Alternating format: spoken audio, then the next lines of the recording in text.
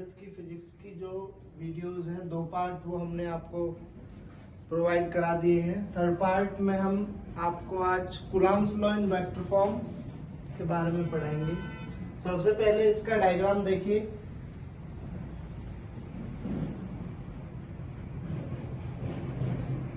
X Y और Z 3 plane लिए, ये इसका ओरिजिन है। इस पर 2 पॉइंट चार्ज लिए हमने, Q1 और दूसरा Q। इस पॉइंट चार्ज Q1 का इस ओरिजिन से जो पोजीशन है, जो इसकी पोजीशन बताई, उसको बोलते हैं इसका पोजीशन वेक्टर। वो हमने मान लिया R1। ऐसे ही चार्ज Q2 का position vector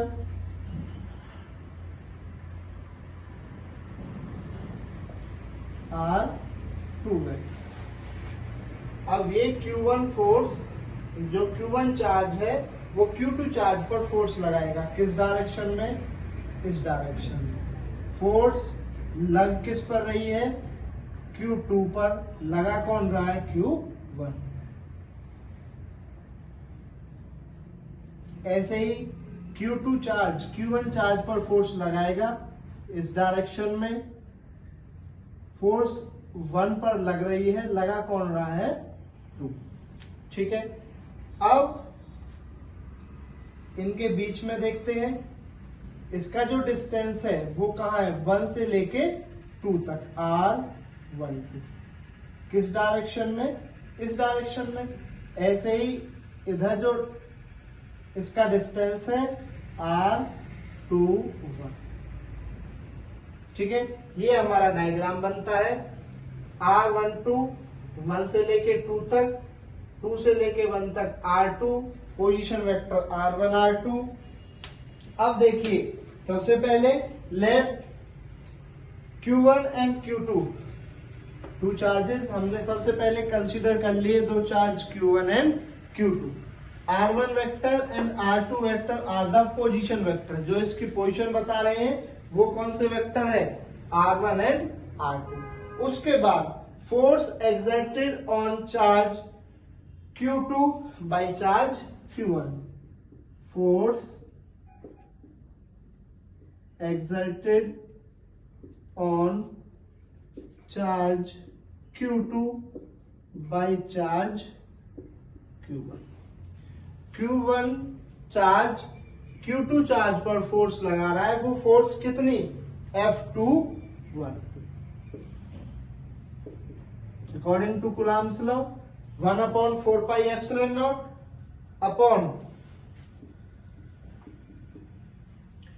Q1 Q2 upon इसका डिस्टेंस Q1 से Q2 तक का डिस्टेंस क्या है? R12। स्क्वायर होता है। क्योंकि हम इस कूलम्ब्स लॉ को वेक्टर फॉर्म में लिख रहे हैं, इसलिए हम क्या करेंगे? R12 यूनिट वेक्टर केवल इसकी डायरेक्शन को रिप्रेजेंट करता है। इसकी जो वैल्यू होती है वो बेसिकली 1 ही होती है। ठीक है, इसको हमने मान लिया इक्वेशन नंबर 1। ऐसे ही सेकंड इक्वेशन देखिए, इसको बता दिया where R12 is a unit vector directed from Q1 to Q2। ऐसे ही force exerted on charge Q1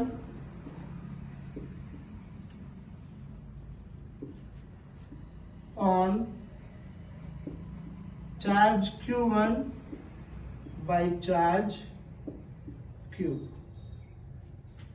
Q2 charge की वजह से Q1 चार्ज पर जो फोर्स लग रही है वो फोर्स कितनी? F12 equal to 1/4 pi epsilon naught Q1 Q2 upon R square. इसका डिस्टेंस क्या है? R21 और यूनिट वेक्टर R21।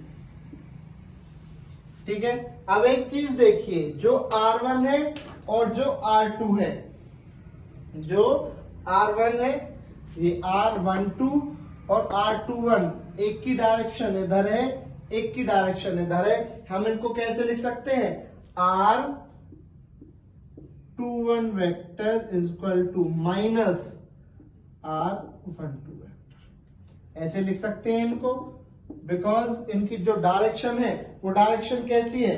दोनों की opposite direction. Put third in equation 2, ये जो थर्ड इक्वेशन है R21, इसकी वैल्यू पुट कर दीजिए सेकंड में। Put third in equation second. देखिए F12 is equal to 1/4πε0 Q1 Q2 upon R21 किसके बराबर है? माइनस R1 के। Minus R1 minus R1 minus R1 वो क्या हो जाएगा? R12 का स्क्वायर, स्क्वायर में क्या हो जाएगा? प्लस हो जाएगा R12 का स्क्वायर। R21 की जगह क्या? Minus R1। अब देखिए जो F12 की वैल्यू है बिल्कुल F21 के इक्वल है। क्या डिफरेंस है? बस यहां पर माइनस का साइन है, ठीक है। तो हम इसको ऐसे लिख सकते हैं, F12 vector is equal to minus F2। ये क्वेश्चन यहां तक ठीक है। जो ये Coulomb's law in vector form है, ये किसको फॉलो करता है? न्यूटन्स थर्ड लॉ को फॉलो करता है। इक्वल एंड अपोजिट फोर्स इस पर लग रही है, ठीक है। अगर हमें इस क्वेश्चन को और आगे बढ़ाना है, यहां तक भी ठीक है। उसके बाद अगर हम इसको आगे बढ़ाना चाहें, उसको देखिए, एक्सटेंडेड इन वेक्टर फॉर्म। अगर हम इसको और आगे बढ़ाना चाहे, उसको देखिए, जो R यूनिट वेक्टर होता है वो किसके बराबर होता है? R वेक्टर अपॉन R, ठीक है। अब इसको देखिए, R21 या फिर 12 वो किसके बराबर हो जाएगा? R21 वेक्टर अपॉन R21, ठीक है।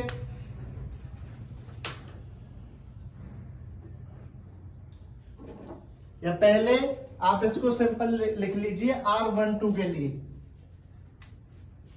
R12 का जो यूनिट वेक्टर होता है वो R12 वेक्टर अपॉन R12। इसको इक्वेशन नंबर मान लिया 4। अब इस इक्वेशन को हमने इसमें पुट कर दिया। Put equation 4 in equation first. तो देखिए F21 1 अपॉन, इसको डायरेक्ट के लिख लो, Q1 Q2 अपॉन R12 का स्क्वायर, और R12 यूनिट वेक्टर की जगह R12 वेक्टर अपॉन R, ठीक है। उसके बाद फ्रॉम डायग्राम, डायग्राम से R12 की वैल्यू निकालिए।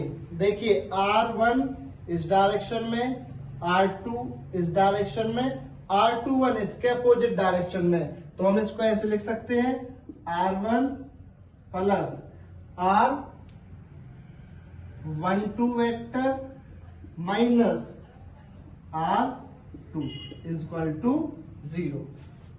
एक डायरेक्शन में है ये दोनों, ये अपोजिट डायरेक्शन में, तीनों किसके इक्वल? 0 के इक्वल। इसको उधर लेके जाइए, R1 plus R12 is equal to R2, उधर जाके प्लस का हो गया। R12 वेक्टर की वैल्यू हमने निकाल ली, R2 vector minus R1 vector. इसको इक्वेशन फिफ्थ मान लिया। पांचवी इक्वेशन को इक्वेशन नंबर, इसको पहले फिफ्थ मान लो, इसको सिक्स्थ मान लो। सिक्स्थ इक्वेशन को फिफ्थ में रखा तो F21 equal to K Q1 Q2 upon R12 की जगह क्या लिख सकते हैं, R2 माइनस R1, और एक R12 ये और दो R12 ये, तो क्या हो जाएगा R2 माइनस R1 की पावर 3। इसको यहां भी लिख सकते हो डायरेक्ट इस तरीके से। और ऊपर क्या बच गया, R12 की वैल्यू R2 माइनस R1। ठीक है, इसको आगे और देखिए। सिमिलरली अब हमें R21 निकालना है, तो R21 यूनिट वेक्टर किसके बराबर होगा, R21 वेक्टर अपॉन R21। उसके बाद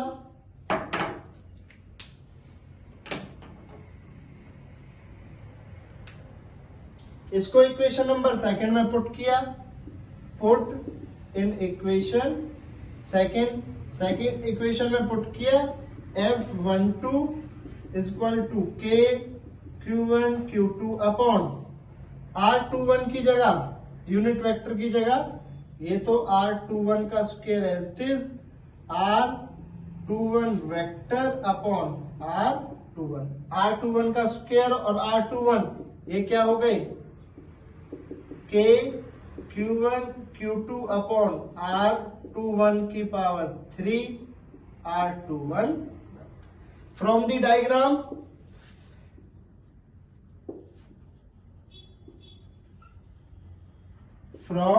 डायग्राम डायग्राम से देखिए R2 vector plus R21 minus R1 equal to 0। R2 और R21 दोनों एक डायरेक्शन में है, ये इसके अपोजिट डायरेक्शन में है, तो R21 equal to R1 minus R2। Same इसमें पुट कर दीजिए इक्वेशन नंबर, इसको 7 दे दीजिए, put in equation 7 F12 equal to K Q1 Q2 upon R21 की जगह क्या लिख सकते हैं, R1 माइनस R2 की power 3 into R1 vector minus R2। इस क्वेश्चन को हम यहां तक भी कर सकते हैं। अगर हमें और आगे डिवाइड करना है तो फिर हम इसको इस तरीके से करेंगे।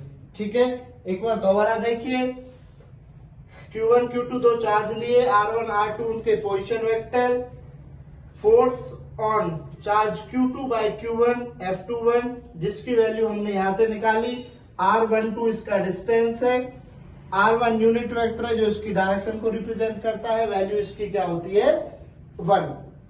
R12 यूनिट वेक्टर है directed from Q1 to Q2। ऐसे ही Q2 चार्ज फोर्स लगा रहा है Q1 पर, F12 गुलाम्स लॉ से इसकी वैल्यू निकाली। R12 और R21 दोनों अपोजिट डायरेक्शन में है, इसको इस तरीके से लिख सकते हैं, इसको वैल्यू इसमें पुट की सेकंड में। R21 का स्क्वायर तो पॉजिटिव हो जाएगा, R21 की जगह माइनस R1। ये किसकी वैल्यू है, F21 की है, बस माइनस का फर्क है, तो F21 as it is minus आगे लगा दी। यहां तक हम इसको कंप्लीट कर सकते हैं। अगर हमें इसको फर्दर डिवाइड करना है, ये क्या है, ये हमारा न्यूटन थर्ड लॉ है, तो Coulomb's law in vector form follow करता है न्यूटन थर्ड लॉ को।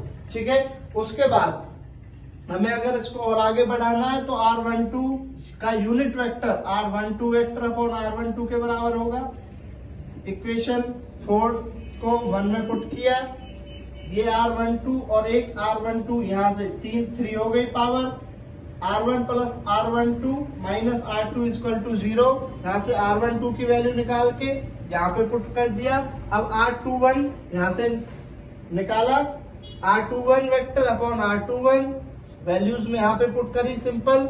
उसके बाद डायग्राम से वैल्यू निकाली R21, this plus this minus this equal to 0। R21 की वैल्यू निकाली, इस इक्वेशन को इसमें पुट किया, ये हमारे पास इक्वेशन आ गई।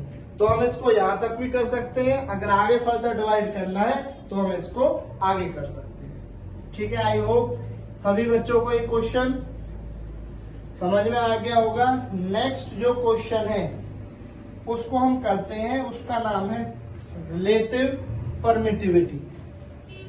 परमिटिविटी तुम पहले ही पढ़ चुके हो, एप्सिलॉन नॉट से उसको डिफाइन किया जाता है फ्री स्पेस के अंदर, और मीडियम के अंदर उसको एप्सिलॉन मीडियम के रूप में उसके नीचे m लगा दिया जाता है।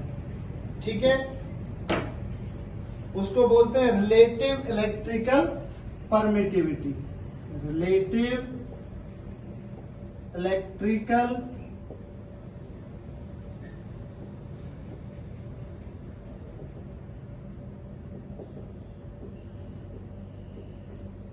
ठीक है, और इसका दूसरा नाम है डाइलेक्ट्रिक कांस्टेंट और डाई इलेक्ट्रिक कांस्टेंट।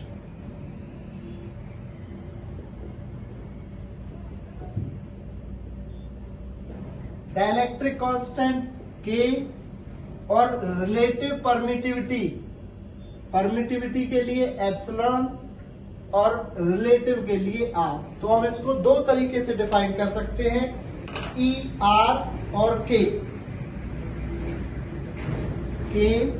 और एप्सिलॉन आर। ये किसके बराबर होती है? ये बराबर होती है permittivity in medium to the permittivity in free space. जो आपकी रिलेटिव इलेक्ट्रिकल परमिटिविटी है और डाइलेक्ट्रिक कांस्टेंट है के और एप्सिलॉन आर से उसको डिनोट किया जाता है। ये किसके इक्वल होती है? Permittivity in medium to the permittivity in free space.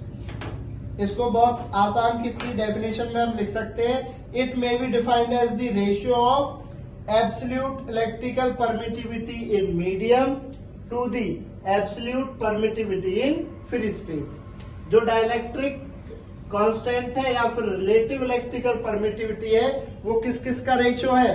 Permittivity, absolute permittivity in medium to the absolute permittivity in free space. इसको हम क्या बोलते हैं? Is called relative electrical permittivity. ठीक है, उसके बाद इसको प्रूफ देखिए। सबसे पहले हमने दो चार्ज लिए Q1 और Q2, इनका डिस्टेंस R लिया, इनको कहां रखा? फ्री स्पेस के अंदर रखा। कहां पे रखा? फ्री स्पेस के अंदर। Let 2 point charges Q1 and Q2 are placed at distance R in free space, then by Coulomb's law F free space के लिए naught equal to 1/4 pi epsilon naught Q1 Q2 upon R square. ठीक है, इसको equation number first put किया हमने। दोबारा देखिए, Q1 and Q2 two charges at a distance R is placed in free space, then Coulomb's law F naught equal to 1/4 pi epsilon naught Q1 Q2 upon R square. उसके बाद दो charge Q1 और Q2, दोनों का distance R, उनको कहां पे रखा? मीडियम के अंदर रखा। Now Q1 and Q2 are two charges at a distance R is placed in a medium. हमने उनको कहां पे प्लेस किया है? मीडियम के अंदर। Then by Coulomb's law F M is equal to 1/4 pi epsilon medium. ठीक है, फ्री स्पेस के लिए नॉट आया था, तो मीडियम के लिए E M आएगा, Q1 Q2 upon R square. इसको इक्वेशन सेकंड मान लिया। From equation first and second divide equation first and second, दोनों इक्वेशंस को डिवाइड किया। एफ फ्री स्पेस के लिए, एफ मीडियम के लिए कितना होगा 1/4 epsilon naught Q1 Q2 upon R square upon 1/4 epsilon naught की जगह क्या आ जाएगा medium Q1 Q2 upon R square. Q1 Q2 से Q1 Q2 upon R square cancel, 4 से 1/4 कैंसिल, तो ये क्या बचेगा F naught upon F medium is equal to 1/एप्सिलॉन नॉट अपॉन 1/एप्सिलॉन मीडियम। इनको हम ऊपर लेके आएंगे तो एफ नॉट एफ एम ये किसके बराबर आ जाएगा E M upon E naught. यही क्या है आपका डाइलेक्ट्रिक कांस्टेंट है और इलेक्ट्रिकल परमिटिविटी। ठीक है, यहां से ये आपको क्वेश्चन है सेकंड, दोबारा देखिए इसको। Relative electrical permittivity epsilon naught R से डाइलेक्ट्रिक कांस्टेंट के से क्या होती है epsilon medium upon epsilon free space. It is the ratio of absolute electrical permittivity in medium to the absolute permittivity in free space. ठीक है, हमने इसको प्रूफ किया। Q1 Q2 दो चार्ज लिए, R उनका डिस्टेंस लिया, कहां पे रखा फ्री स्पेस के अंदर रखा। Then by Coulomb's law F naught 1/4 epsilon naught Q1 Q2 upon R square. Equation first, Q1 and Q2 are two charges at a distance R is placed in a medium। उनको कहां पे रखा medium में रखा। Then by Coulomb's law F medium is equal to 1/4 epsilon medium Q1 Q2 upon R square. Equation first और second को divide किया, 1/4 cancel, Q1 Q2 upon R square से Q1 Q2 upon R square. यहाँ पे क्या बचा F naught vector upon F M vector is equal to 1/एप्सिलॉन naught upon 1/एप्सिलॉन मीडियम। इसको ऊपर लेके गए, ये क्या आ जाएगा epsilon naught in medium epsilon in free space. यही किसके बराबर होता है हमारा इलेक्ट्रिकल परमिटिविटी के बराबर होता है। ठीक है, नेक्स्ट क्वेश्चन है आपका सुपरपोजिशन प्रिंसिपल।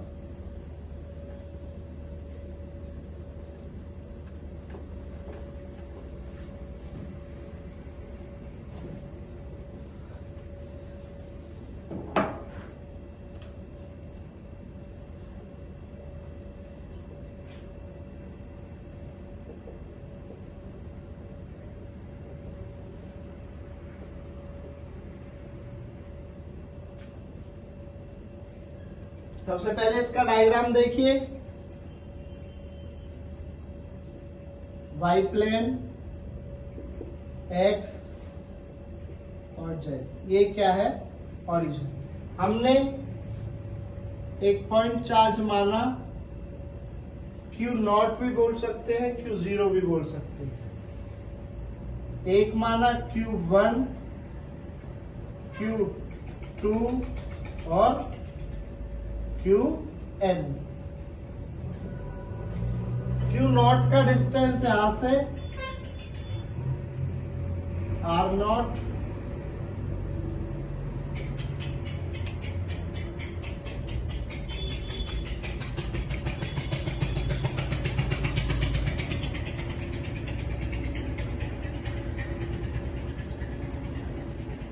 Q1 का डिस्टेंस R1 वेक्टर, Q2 का डिस्टेंस R2 वेक्टर, Qn का डिस्टेंस Rn। जो आपका सुपरपोजिशन प्रिंसिपल है वो क्या कहता है, it states that the total force on a given charge,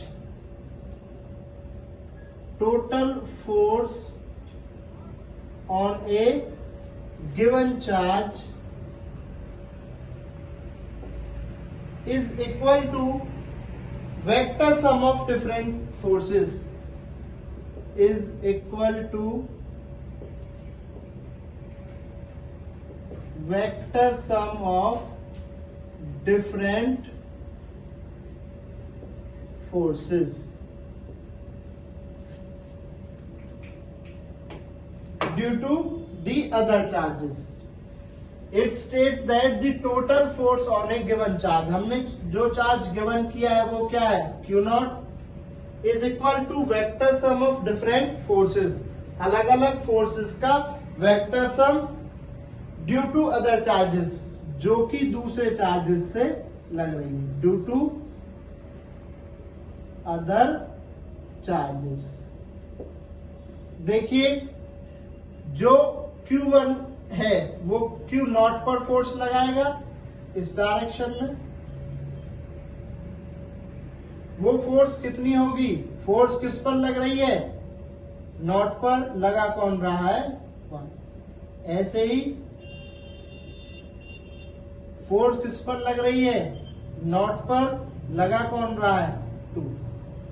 ऐसे Q3, Q4, Q5 और ये आ गया Q नॉट n या फिर Q0n। इन सब का वेक्टर सम हम यहां से निकालेंगे, वही क्या होगा, हमारा सुपरपोजिशन प्रिंसिपल होता है। सबसे पहले let Q1, Q2, Qn are the point charges at distance R1 vector, R2 vector and Rn vector. Q1, Q2, Qn point charges हमने कंसीडर कर लिए, उनके जो डिस्टेंस है वो R1, R2 और Rn है। We find total charge force, we find total force at Q naught, हमें Q नॉट पर टोटल फोर्स फाइंड करनी है, ठीक है। तो सबसे पहले force at Q naught, force at Q naught by Q1। Q naught पर जो फोर्स लग रही है किससे, Q1 से या फिर ड्यू टू Q1, तो वो फोर्स कितनी है, F01 is equal to 1/4 pi epsilon naught. एक चार्ज क्या है, Q नॉट, दूसरा चार्ज क्या है, Q1, ठीक है। और जो इनका डिस्टेंस होगा वो कितना हो जाएगा, R1 से लेके 0 पर, R1 0 या 1 नॉट का स्क्वायर और R1 नॉट यूनिट। सिमिलरली